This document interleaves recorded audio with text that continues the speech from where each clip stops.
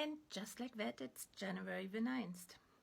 I stumbled on another study today that was published just 2 days ago on Monday. This time, it was a study by Drexel University, where researchers analyzed 1,500 caregiver surveys regarding their child's sensory preferences, such as sensitivity to, preference for, or avoidance of different noises, lights, and textures. The result was that children who watched any TV or DVDs at 12 months of age were twice as likely by 36 months to experience atypical sensory processing, that is challenging in processing day-to-day sensory input, compared to others of that age.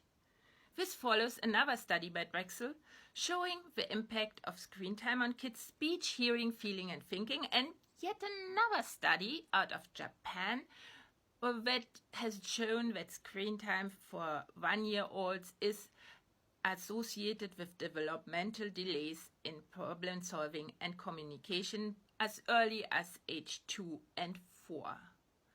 What piqued my interest is the connection between challenging the brain with a lot of data and problems that result when shaping reality in the following. But let's start at the beginning, when we as humans got up and walked through the world on our hind legs. The advantages of that, other than for a large brain, are quite easy to spot. Standing up in the savannah, you can scan for game and enemies. And arms that aren't used for locomotion can be used otherwise. The more you can do with your hands, the more successful you will be. So evolutionary pressure brought about an increasing concentration of nerves and finely tuned muscles in palms on fingers. One of my degrees, other than the law degree, is in physical therapy. And from my experience when I saw patients, I can assure you, hands are genius-level complicated inventions. Just as that has its downsides, they can have a lot of pain. Standing up did too. And the physical therapy is exactly the place where we deal with the stiff necks and back pain. But there's one even bigger problem. The upright gait requires a more narrow pelvis than that of creatures that walk on all fours. And the narrow pelvis leads to a narrow birth canal. And you will see where I'm going with that. And the babies, their heads became bigger and bigger just at that time. So natural selection did its thing again. It favored earlier births simply because most mothers trying to give birth to what would be mature babies were dying in the birthing process. So it happened that all humans are now born prematurely after about 40 weeks, when many of the vital organs are still underdeveloped. That includes the brain. Hence, human babies are helpless and depend for many years on their elders for sustenance, protection, and education. Or, to put it more favorably, since humans are born underdeveloped, they can be educated and socialized to a far greater extent than any other animal.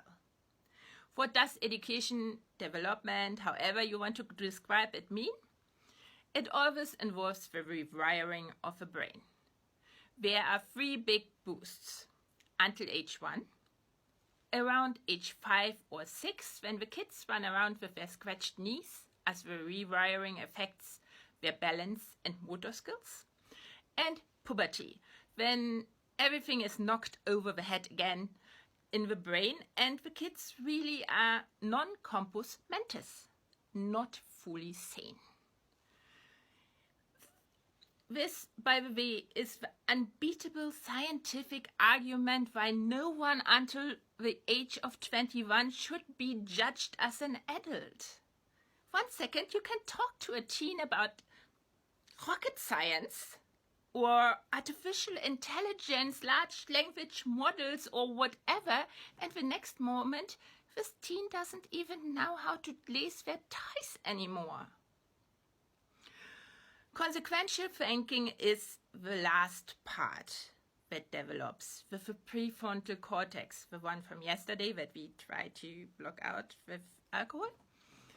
And today this development takes almost until the age of 27. That our brain can rewire itself is thanks to something called neuroplasticity. It's something that happens throughout our life, just not at the same speed and extent as in childhood and adolescence. It's a bit like with muscles. They grow when used to rise to the challenge, but the growth has its natural limits and things can go wrong when the demand becomes too big.